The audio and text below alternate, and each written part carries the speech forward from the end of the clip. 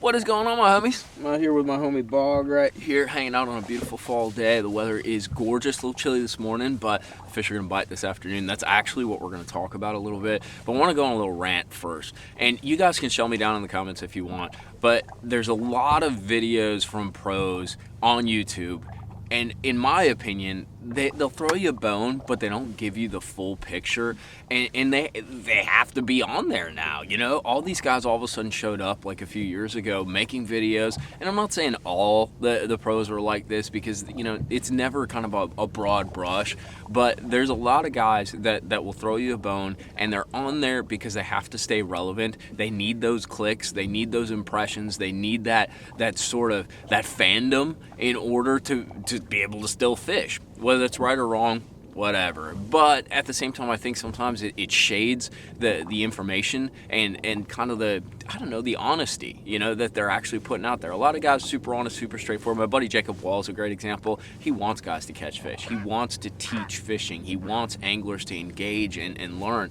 At the same time, there's others that are not so honest, not so straightforward, dude, and they'll throw you a bone and act like it's something that's going to change the world, and they're absolutely full of it, just like they were like 10, 15 years ago when you'd read an article in some, you know, FLW magazine or something like that, or in Bassmaster. So I think there's a lot of details that get left out because these guys need to pump content out, and I can relate to an extent, but I always try to be super honest with you guys and straightforward. You know, like, I don't like all the bull, and I think that's why you watch the channel, is because I tell you what I was doing, tell you what I was throwing, show you in real time like what actually happened, and you know, if I don't catch them, I don't catch them. Like, it just frustrates me because it's kind of the same thing in a different form than when I started doing this back in like 2010, 2009. You know, the reason I really started doing the channel was because a lot of these guys were just feeding us lies.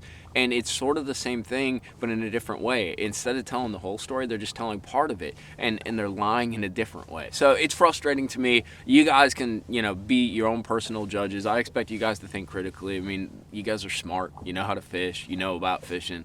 But that's just my personal opinion. And one thing, so now let's talk about fishing. One thing that really I think is key this time of year and does not get talked about from fall through winter. It doesn't really affect it so much in spring, because spring is more about kind of like logical patterns. The water's warming. As that water warms, the fish move up. You know, they're trying to spawn, they're pre-spawn, they're trying to get shallow, they're trying to do their thing. So there's a little more of a logical pattern to it.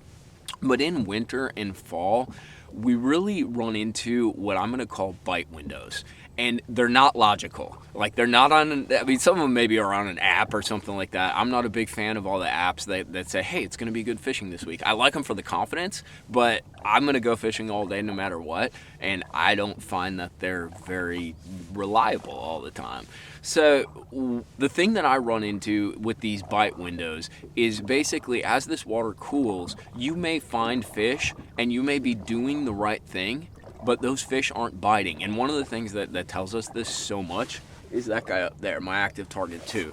We see this more and more where we're in the right place, we're in the right situation, we're doing the right thing, but these fish aren't reacting, they're not engaging, they're not biting what we're presenting to them. And it doesn't mean that they bite something else. Sometimes it does, but what I'm seeing and what I'm learning and sort of reinforcing, something that I already kind of knew, is that your timing is so important when it comes to winter and fall fishing. Now, obviously, the morning deal is huge.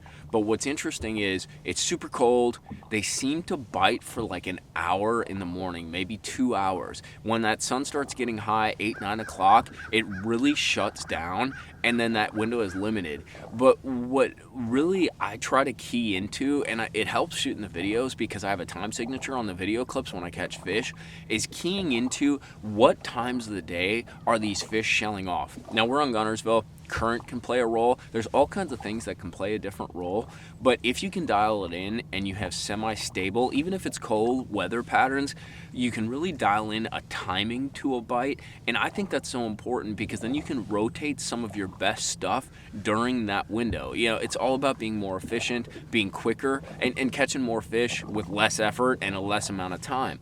And in winter especially, that seems to be such a play, these bite windows. Oftentimes they'll occur early morning and then mid-afternoon. In fall, it seems like it's early morning and then obviously in the evening, and you get a little flurry between like 11 and 12 o'clock, occasionally as that water warms up especially.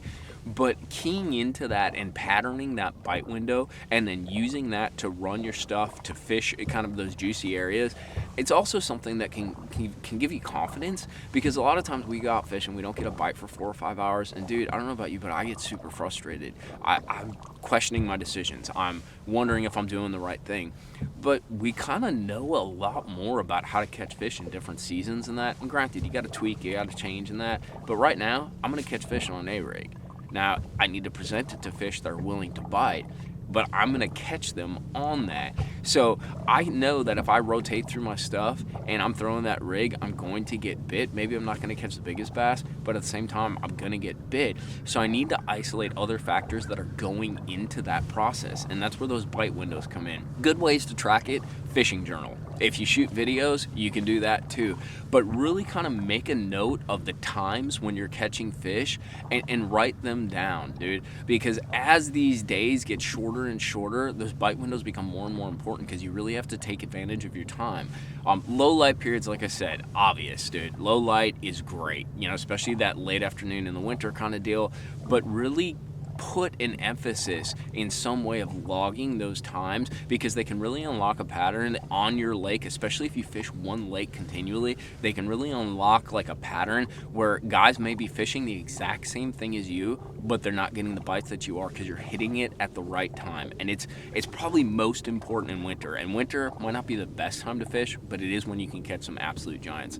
I hope this helps you out, though. Sorry to rag on the pros, but it's just something that I've seen in all these years I've been doing YouTube, man. It just seems, they don't want to be honest. They want you to support them. They want you to get behind them. They want you to watch their videos, but I don't always think they're giving you a fair deal. So just my personal opinion. Feel free to tag me down in the comments. Like I said, I like being straight up and direct with you guys, because I think you probably see it too. Hit that like and subscribe button for me. We'll be back out on the water, talking fishing with you, hanging out with Mr. Bogster, because now it's all cool out. Yes, he likes those ear rubs. But we will see you then.